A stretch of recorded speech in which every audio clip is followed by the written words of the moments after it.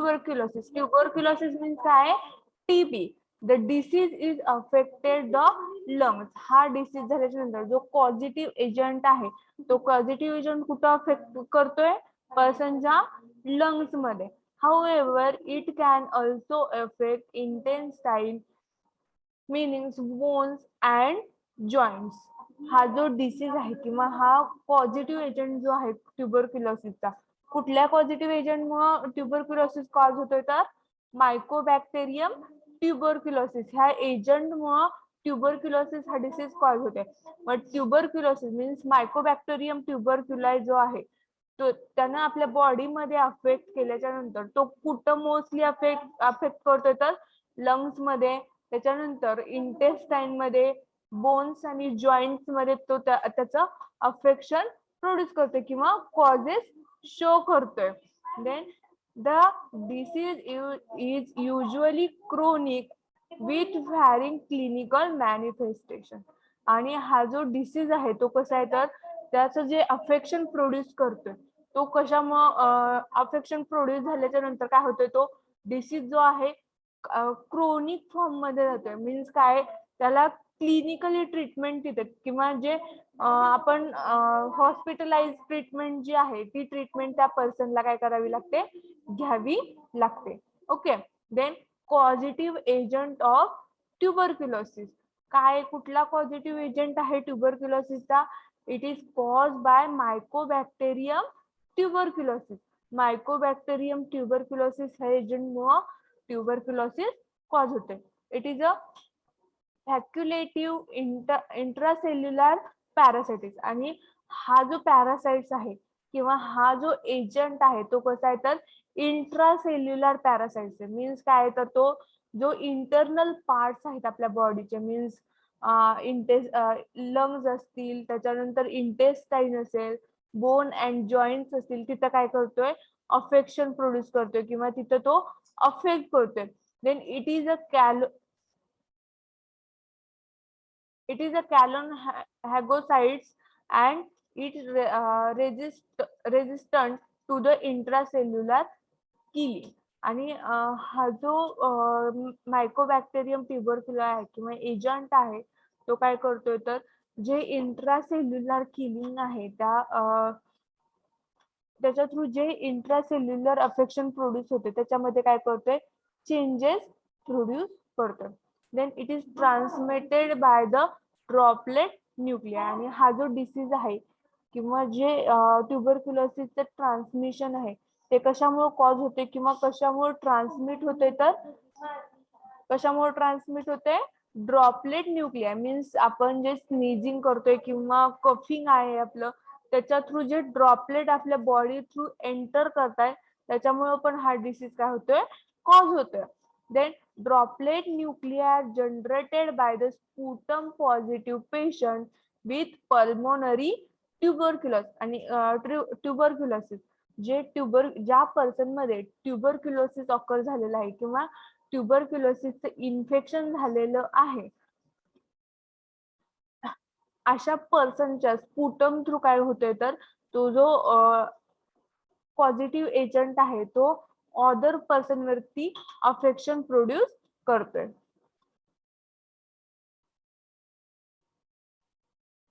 Then incubation period range from 3 to 6 weeks. ह्याचा जो incubation period आहे मीन्स त्याचं तो जो पॉझिटिव्ह एजंट आहे तो पॉझिटिव्ह एजंट ज्यावेळी अफेक्ट प्रोड्यूस करतो आणि त्याचे जे साइन्स आणि सिम्पटम्स आपल्याला ऑब्झर्व होतात तर त्याचा इन्क्युबेशन पिरियड किती आहे? तर 3 to 6 week पर्यंतचा त्याचा इन्क्युबेशन पिरियड आहे. Spread of the disease depend on the closeness of a extent of disease. आणि हा जो डिसीज आहे तो कशामुळे स्प्रेड होतोय? तर जे क्लोजनेस मीन्स ज्या पर्सनला ट्युबरक्युलोसिस कॉज झालेला आहे आणि जो नॉर्मल पर्सन आहे त्यांच्यामध्ये क्लोजनेस असेल तरी सुद्धा हा डिसीज कॉज होतोय. त्याच्यानंतर जे स्पुटम म्हणजे पॉझिटिव्ह पेशंटचे जे स्पुटम आहे किंवा जे स्पुटम मधले जे पॉझिटिव्ह बॅक्टेरिया आहेत त्याच्या थ्रू पण काय होतोय? हा डिसीज कॉज होतोय. Then host parasite relationship. आणि होस्ट पॅरासाइट थ्रू पण काय होतोय? हा डिसीज ट्रान्समिट होतो. देन नेक्स्ट आहे क्लिनिकल प्रेझेंटेशन ऑफ ट्युबरक्युलोसिस. ट्युबरक्युलोसिसचं क्लिनिकल प्रेझेंटेशन कसं आहे, तर कसं केलं जातं क्लिनिकली प्रेझेंट कसा केला जातो ट्युबरक्युलोसिस, तर Mycobacterium tuberculosis can infect many organs of human body. जो ट्युबरक्युलोसिसचा पॉझिटिव्ह एजंट आहे, मायकोबॅक्टेरियम ट्युबरक्युलोसिस काय करतोय, तर ह्युमन बिंगच्या ऑर्गन्सला इफेक्ट प्रोड्यूस करतोय.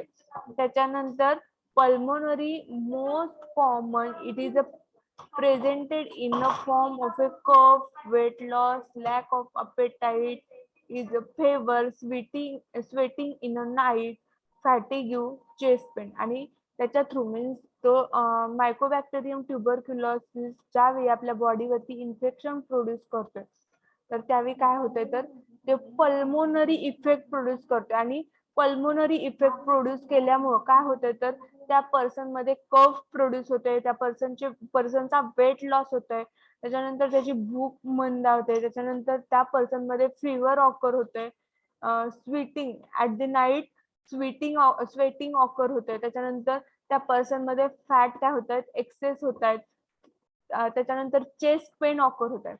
Then in severe case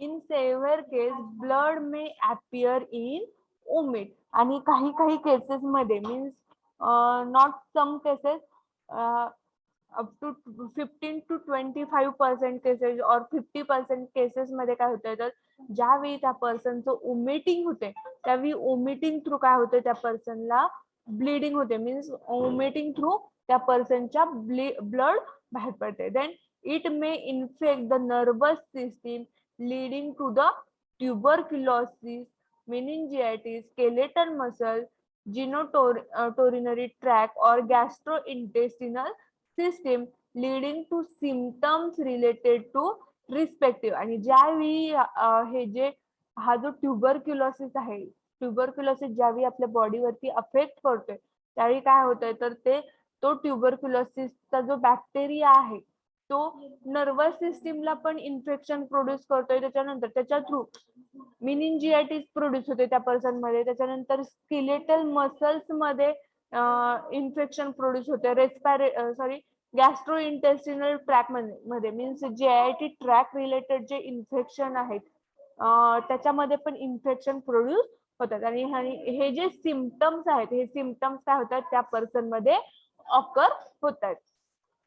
Then next आहे role of pharmacist in education and prevention.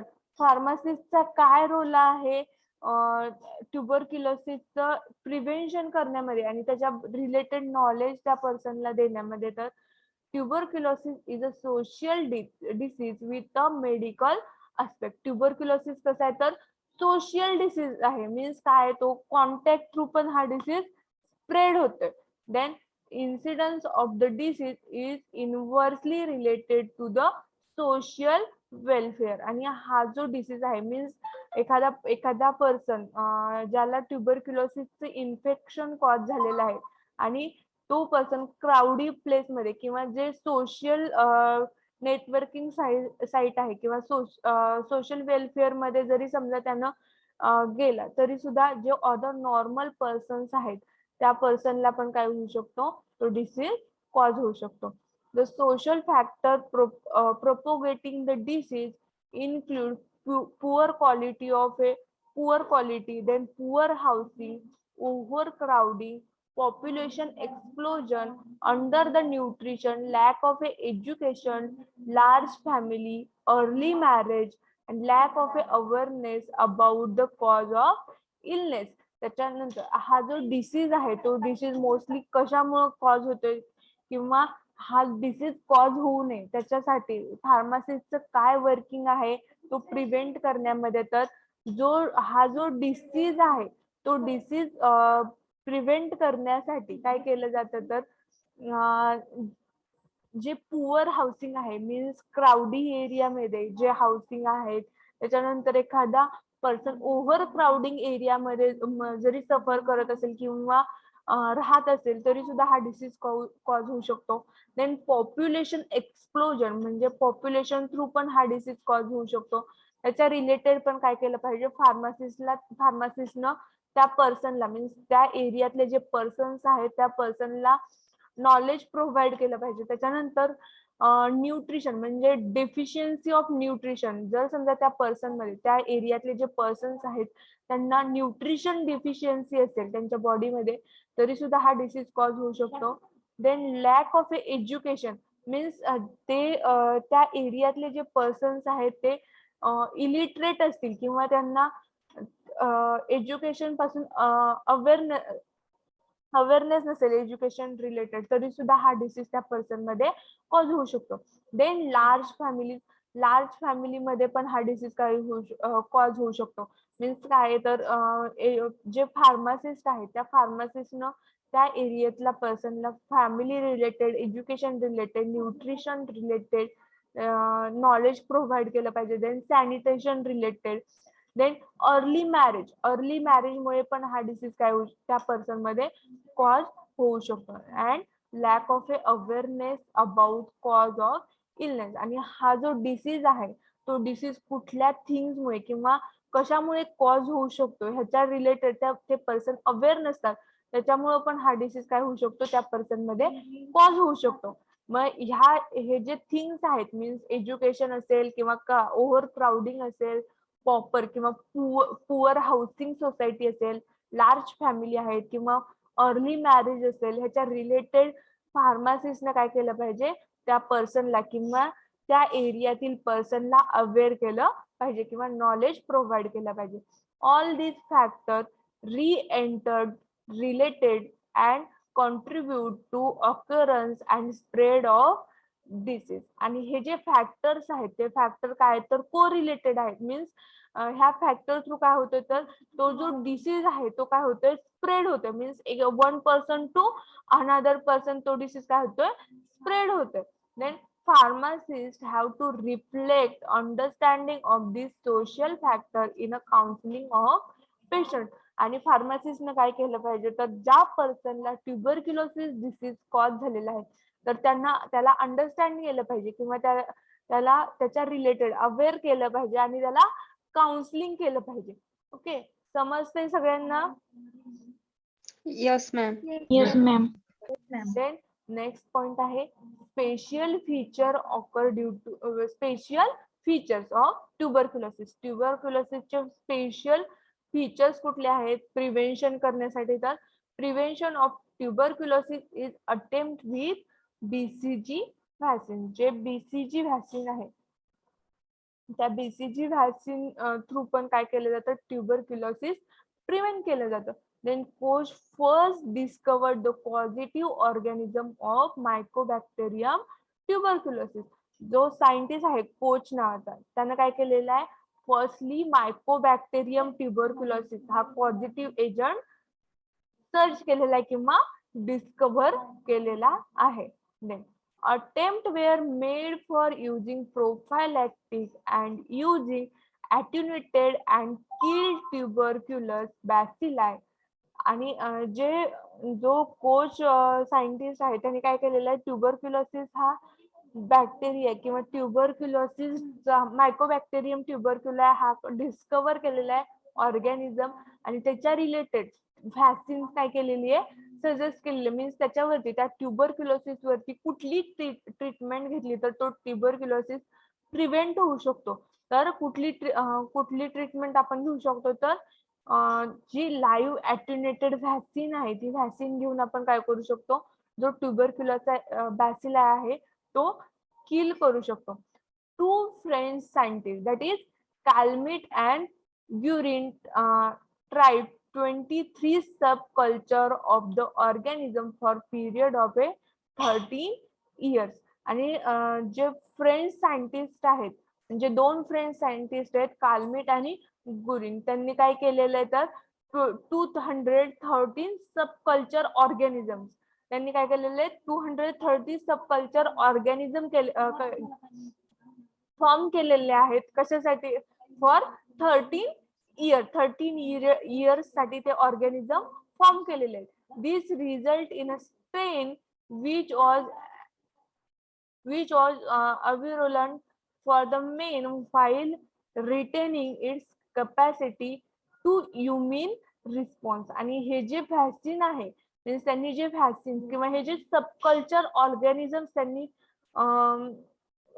हे केलेले स्पेसिफिक पिरियड साठी डेव्हलप केलेले आहेत किंवा स्पेसिफिक पिरियड साठी ते सबकल्चर ऑर्गॅनिझम त्यांनी ग्रो केलेले आहेत. त्या ऑर्गॅनिझमनं काय रिझल्ट केलेला आहे, तर ते जे ऑर्गॅनिझम्स आहेत किंवा ते जे ऑर्गॅनिझम्स थ्रू जे व्हॅक्सिन्स आपण घेतो, तर त्याच्या थ्रू काय होतंय, तर जी इम्युन सिस्टीम आहे पर्सनची किंवा त्या मॅन मधली जी कपॅसिटी आहे इम्युनो सप्रेसिव्ह कपॅसिटी, ती काय होते, तर त्या पर्सन मध्ये इनक्रीज होते. Then the first human was vaccinated in 1927 by intradermal technique.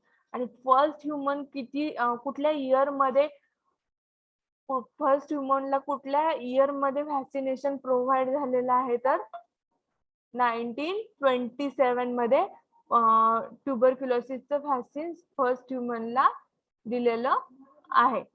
कुठल्या रूटनं दिलेलं आहे, तर इंट्राडर्मल टेक्निकनं ते व्हॅक्सिन त्या पर्सनला दिलेलं आहे.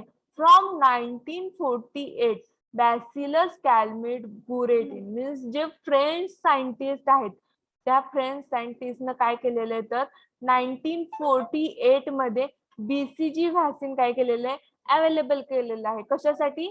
तर ट्युबरक्युलोसिस कंट्रोल करण्यासाठी किंवा प्रिव्हेंट करण्यासाठी.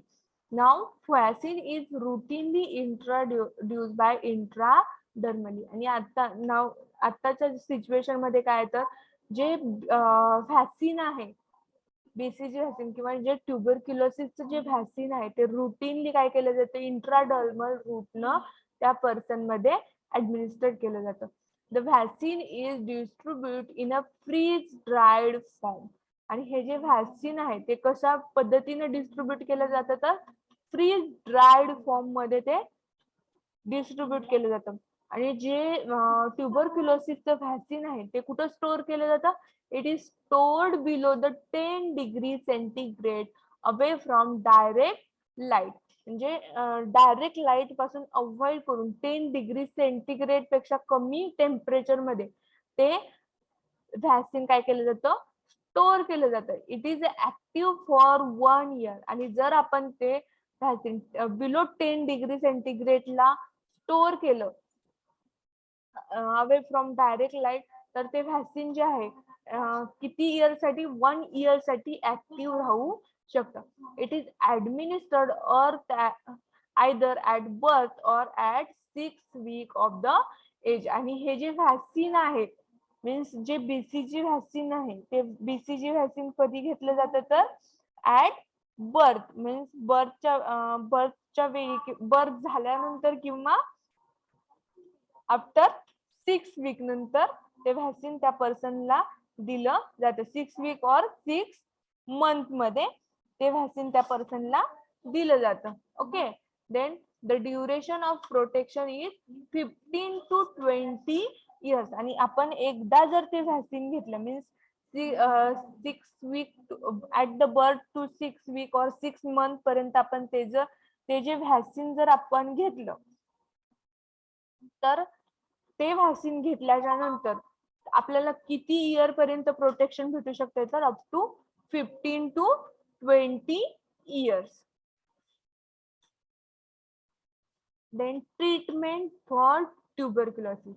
जे ट्युबरक्युलोसिस आहे त्या ट्युबरक्युलोसिस मध्ये कुठले मेडिसिन्स किंवा कुठली थेरपी दिली जाते तो डिसीज क्युअर करण्यासाठी, तर directly observed therapy short course, that is DOTS, has been evolved by WHO.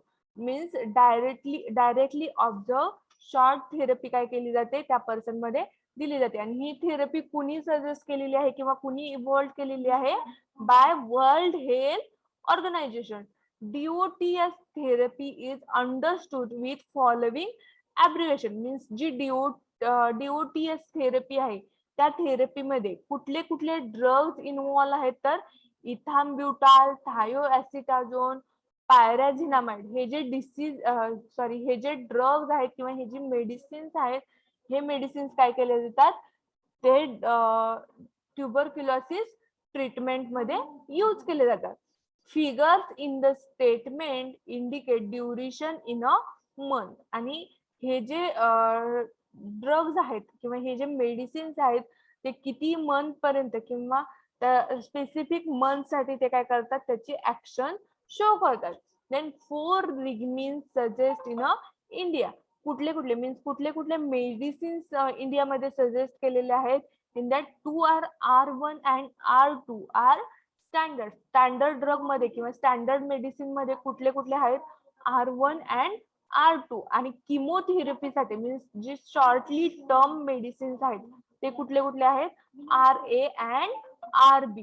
these are the short term chemotherapy. R1 आणि R2 कुठले? तर स्टँडर्ड ड्रग्ज आहेत किंवा स्टँडर्ड लेवलने त्याचं काय केलं जातं? ट्युबरक्युलोसिसचं ट्रीटमेंट केलं जातं. आणि RA and RB are short term chemotherapy. After confirmation of tuberculosis infection, treatment is given in 3 categories. आणि ज्यावेळी ट्युबरक्युलोसिसचं इन्फेक्शन कन्फर्म झालं त्याच्यानंतर त्याची जी ट्रीटमेंट आहे ती 3 कॅटेगरी मध्ये त्या पर्सनला प्रोव्हाइड केली जाते. First category 1, category 2 and category 3. हे काय? तर 3 कॅटेगरी मध्ये ते ट्रीटमेंट त्या पर्सनला दिली जाते. मग जे ट्युबरक्युलोसिसची ट्रीटमेंट आहे त्या ट्रीटमेंट मध्ये कुठले कुठले ड्रग्स त्या पर्सनला दिले जातात? ज्या पर्सनला ट्युबरक्युलोसिसचं इन्फेक्शन कॉज झालेलं आहे तर isoniazid. It is denoted by H. मग आयसोनियाझाइड ज्यावेळी त्या पर्सनला दिलं जातं तर ते किती क्वांटिटी मध्ये दिलं जातं? तर 600 mg. Then rifampicin that is denoted as R. It is given 450 mg. Then ethambutol 1200 mg. Then pyrazinamide 1500 mg and streptomycin 750 mg. There are 2 phases of treatment. म्हणजे हे जे ड्रग्ज आहेत ते ड्रग्ज 2 फेज मध्ये दिले जातात. मीन्स त्याची जी ट्रीटमेंट आहे ट्युबरक्युलोसिसची ती 2 फेज मध्ये त्या पर्सनला दिली जाते. फर्स्ट काय? Intensive phase that is IP. First phase कुठली आहे? Intensive phase. त्याला काय म्हटलं जातं? IP म्हटलं जातं. Then continuation phase. Second phase कुठली आहे? Continuation phase. त्याला काय म्हटलं जातं? CP म्हटलं जातं. Then nomenclature for indicating regimen of a treatment as follows. आणि जे रिगमिनचं नॉमेनक्लेचर आहे मीन्स आयसोनियाझाइड, रिफाम्पिसिन, इथाम्ब्युटॉल हे काय? रिगमिनचं नॉमेनक्लेचर आहे. आणि त्या नॉमेनक्लेचर थ्रू काय केलं जातं? त्याची ट्रीटमेंट दिली जाते. For every subscript indicating number of dose per weak. आणि ज्यावेळी सबस्क्रिप्ट दिली जाते किंवा जे प्रिस्क्रिप्शन आहे त्याच्यामध्ये ज्या पर्सनला ट्युबरक्युलोसिसचं इन्फेक्शन झालेलं आहे त्याला काय केलं जातं? तर एका वीक मध्ये किती डोस घ्यायला पाहिजे त्याचं काय केलं जातं? नंबर तिथे इंडिकेट केले जातात. For every regimen there is a figure indicating in a duration of treatment in a month. आणि प्रत्येक मीन्स जे आयसोनियाझाइड आहे किंवा रिफाम्पिसिन आहे हे जे रिगमिनचे कॅटेगरी आहेत त्याचं काय केलेलं आहे? तर सेपरेट फिगर नंबर्स दिलेले आहेत. त्याचं किती मंथसाठी किंवा किती ड्युरेशन साठी त्याची ट्रीटमेंट घ्यायला पाहिजे ह्याचे नंबर्स तिथं काय केलेले आहेत? इंडिकेट केलेले आहेत. And illustration for regimen for category first treatment is given below. आणि जी कॅटेगरी फर्स्ट आहे त्याच्यासाठी रिगमिनची ट्रीटमेंट किती दिली जाते? तर किती क्वांटिटी मध्ये ते रिगमिन घेतलं जातं? तर 2H3. H3 कुठला आहे? तर आयसोनियाझाइड. मीन्स जे मंथ साठी किती? 2H3 R3 Z3 झेड कशासाठी डिनोट केलेलं आहे तर pyrazinamide and E3 divided by 4H3 and R3 ही काय आहे तर रिग्मिनची क्वांटिटी आहे. Above mention nomenclature indicate that initial phase consist 3 times in a week. आणि हे जे नॉमेनक्लेचर आहे रिग्मिनचं मीन्स आयसोनियाझाइड असेल, रिफाम्पिसिन असेल, पायरिझिनामाइड असेल, इथान ब्युटाल असेल, ही जी क्वांटिटी आहे ही काय आहे तर इनिशियल नॉमेनक्लेचर किंवा इनिशियल फेजची क्वांटिटी आहे. आणि ही जी क्वांटिटी आहे ती इन वीक मध्ये किती वेळा घेतली जाते तर 3 times of isoniazid, rifampicin, pyrazinamide and ब्युटॅमाल. ड्युरेशन ऑफ ड्युरेशन किती मंथ साठी आहे त्याचं तर 2 मंथ साठी हे जे क्वांटिटी आहे किंवा रिग्मिनची क्वांटिटी जी आहे ती काय केली जाते घेतली जाते. Then initial phase will be followed by continuation total duration of the therapy is of 4 month. आणि जी इनिशियल फेज आहे त्या इनिशियल फेज नंतर काय केलं जातं जी सेकंड फेज आहे सीपी फेज कंटिन्युएशन फेज त्याची जी थेरपी आहे ती किती मंथ साठी घेतली जाते 4 मंथ साठी. इनिशियल फेजची ट्रीटमेंट किती मंथ साठी 2 मंथ साठी घेतली जाते आणि जी कंटिन्युएशन फेज आहे त्याची थेरपी 4 मंथ साठी घेतली जाते. The total duration of therapy is 6 month. आणि जी ट्युबरक्युलोसिसची ट्रीटमेंट आहे किंवा जी आयपी आणि सीपी आहे त्याची जी ट्रीटमेंट आहे ती किती मंथ साठी घेतली जाते टोटल 6 मंथची. That is IP for 2 month आणि CP for 4 month. Then all drugs are to be taken 3 times in a week. हे जे ड्रग्स आहेत ते वीक मध्ये 3 वेळा घेतले जातात. Standard dosage are for adult weighing 60 kg. आणि जो स्टँडर्ड डोस आहे त्या ड्रगचा किंवा रिग्मिन नॉमेनक्लेचरचा तो जे पर्सनचं जर वेट 60 kg असेल किंवा 60 kg पेक्षा जास्त असेल तर त्याचा स्टँडर्ड डोस घेतला जातो. आणि the dosage for children, elder patient and patient below the 60 kg will vary category wise regimen are indicate. आणि ज्या म्हणजे जर समजा चिल्ड्रनला तो डोस द्यायचा असेल किंवा एल्डर पेशंटला किंवा ज्या पेशंटचं वेट 60 kg पेक्षा कमी असेल अशा पेशंटला जर तो रिग्मिनचा किंवा रिग्मिन नॉमेनक्लेचरचा डोस द्यायचा असेल तर त्याच्या कॅटेगरी वाईज किती क्वांटिटी मध्ये दिला जातो तर for category first 2H3 R3 Z3 E3 plus 4H3 R3. Then category second मध्ये किती 2H3 R3 Z3 E3 and S3 plus 1H3 R3 Z3 plus Z3 E3 plus 5H3 R3 E3. Then category 3 2H3 R3 Z3 plus 4H3 R3. ही काय आहे तर जे Elder patient आहेत किंवा ज्या पेशंटची 60 kg पेक्षा वेट कमी आहे अशा पेशंट मध्ये हा डोस काय केला जातो दिला जातो. देन मेडिकेशन फॉर ट्युबरक्युलोसिसच्या पेशंटला किती क्वांटिटी मध्ये तो डोस दिला जातो तर इन दॅट फर्स्ट आयसोनियाझाइड 600 mg जर द्यायचा असेल तर तो किती क्वांटिटी मध्ये दिला जातो थ्राइस इन अ वीक. आणि त्याच्या किती 2 pills in a combi pack. म्हणजे 600 mg काय केलं जातात 3 वीक मध्ये 3 वेळा द्यायच्यात आणि त्याच्या 2 pills in a combi pack म्हणजे 2 पिल्स द्यायच्यात त्याच्या. देन rifampicin 450 mg thrice in a week 1 pills in a combi pack म्हणजे एका वेळी किती एक पिल द्यायची. देन pyrazinamide 1500 mg thrice in a week 2 pills in a combi pack. Then ethambutol 1200 mg thrice in a week 2 pills in a combi pack. Then phase and duration हा जो point आहे नोट डाउन करून ठेवा. जो मंडेचं lecture आहे त्या मंडेच्या लेक्चरला आपण phase and duration ह्या पॉइंट पासून आपण नेक्स्ट स्टार्ट करूया.